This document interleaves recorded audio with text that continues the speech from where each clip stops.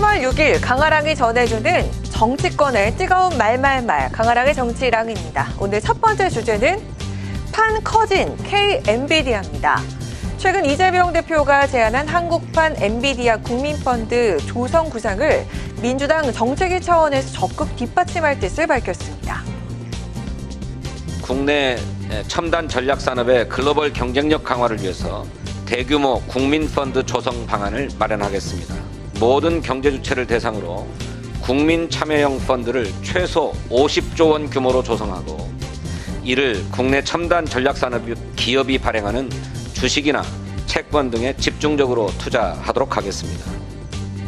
투자에 따른 배당 수익을 국민들이 가져갈 수 있고 국민과 기업이 투자하는 금액에 대해선 과감한 세제 혜택도 제공하겠다고 덧붙였는데요. 국민펀드라는 게 그걸 가지고 하나의 기업을 만들겠다 이런 취지는 아닌 것 같고요. 정부가 지금 여러 가지 어려운 상황에서 성장의 견인차 역할을 좀 하겠다.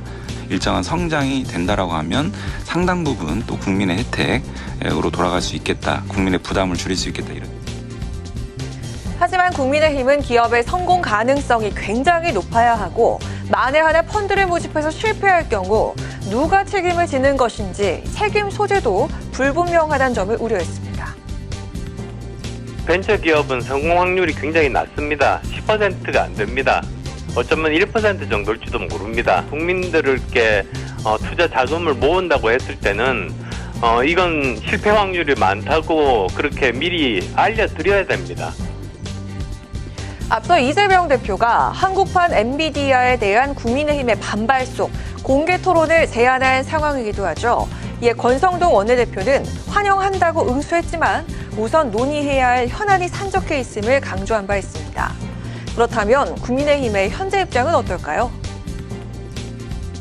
여러 가지 현안들에 대해서 이재명 대표가 막 던지기식으로 내놓고 있는데 그 가운데 상당수는 이미 저희가 제안했던 것에 대해서 민주당이 성의 있게 받지 않는 부분들을 지금 이재명 대표 입을 통해서 토론하자, 법안을 패스트트랙 지정하겠다 이렇게 나오는 것에 대해서는 결코 진정성이 그렇게 크게 느껴지지 않는 부분들이 많아서 민주당의 국민펀드 조성 정책으로 한층 판이 커진 K-엔비디아 공방. 과연 여야 토론이 성사되고 이후 효과적인 정책으로 실현될 수 있을지 관심이 모아집니다. 자, 이어서 오늘 두 번째 주제는 트럼프발 관세 폭탄입니다. 트럼프 미국 대통령이 어제 취임 후 첫 의회 연설에서 미국에 4배나 높은 관세를 부과한다라면서 한국을 불공정 교역국으로 지목해서 파장을 일고 있습니다. 반도체 지원법 역시 폐지하겠다고 밝혔는데요. And South Korea's average tariff is 4 times higher. Think of that, 4 times higher. And we give so much help militarily and in so many other ways to South Korea, but that's what happens. 이에 우리 정부는 사실과 다르다면서 대미 수입품 관세는 0.79% 수준으로 매우 낮다고 반박을 했습니다.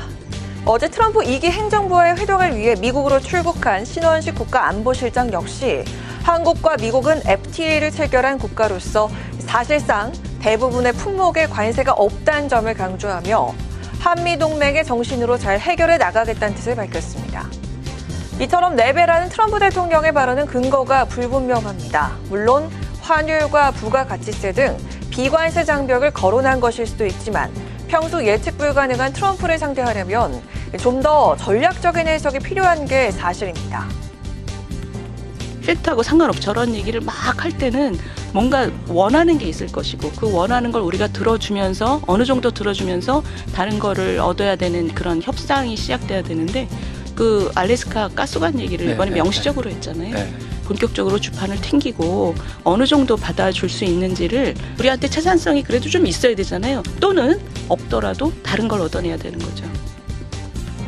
트럼프 대통령은 한국이 알래스카 천연가스 파이프라인 사업에 참여하길 희망한다는 뜻을 밝히면서 한미 양국이 협력 가능한 프로젝트도 언급한 상황입니다. 그만큼 트럼프에게 협상 카드를 제시하는 등의 유연한 외교가 그 어느 때보다 절실하다는 지적이 이어지고 있습니다. 지금 문제는 트럼프 신정부와 우리 최상목 대 정부가 무엇을 하고 있는가? 손 놓고 기다리는 이 현실을 볼 때 그분은 능력이 안 돼요. 헌법재판소에서 하루라도 빨리 신속하게 결정을 하는 것이 곧 이러한 외교 문제도 미국과의 관계에도 해결하는 길이다. 트럼프 대통령이 한국 관세를 강조한 의도가 무엇인지, 향후 방위비 분담금 인상 관철을 위한 전략은 아닌지 등의 철저한 분석과 대책이 필요한 상황입니다. 대통령 리더십 부재 중 무엇보다 정부가 최대한의 역량을 동원해 문제 해결에 나서야 할 것으로 보입니다. 지금까지 강하랑의 정치랑이었습니다.